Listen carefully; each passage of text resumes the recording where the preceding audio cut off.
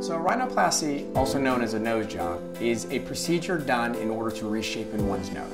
It's either to shorten the nose, make it smaller, narrower. You can even address some breathing issues during a rhinoplasty. Most people do what's called a reductive rhinoplasty, which means they remove things that they think are excess, therefore making your nose smaller.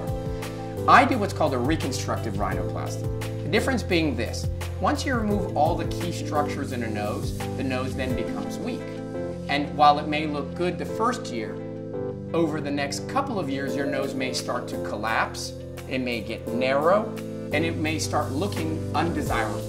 The way I do your nose is as follows. I take cartilage from the inside of your nose, from your septum, which helps with your breathing, and then while I make your nose smaller, I leave behind beams and struts that leave structure or strength to your nose. You can't see any of those. That over the next 5 to 10 to 20 years, your nose looks and stays the same. And that's critical. So in order to get a natural nose, or a nose that not everyone knows you had done, there's 5 key pitfalls that you need to avoid.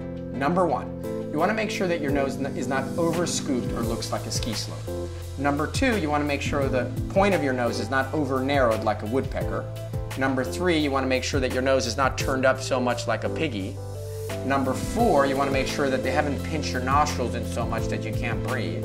And number 5, you want to make sure that they haven't broken your bones and squashed them together so it looks like you have a pencil on your nose. If you avoid these 5 key elements, you'll do well with your rhinoplasty. Additionally, you want to make sure you don't get the same nose on everybody. A man's nose is different than a woman's nose. A Latino nose is different than an African American nose. As an artist, as a painter, as a sculptor, that's something that I pay a lot of attention to. Therefore, during your consult, we spend a lot of time trying to figure out exactly what kind of nose looks best on you.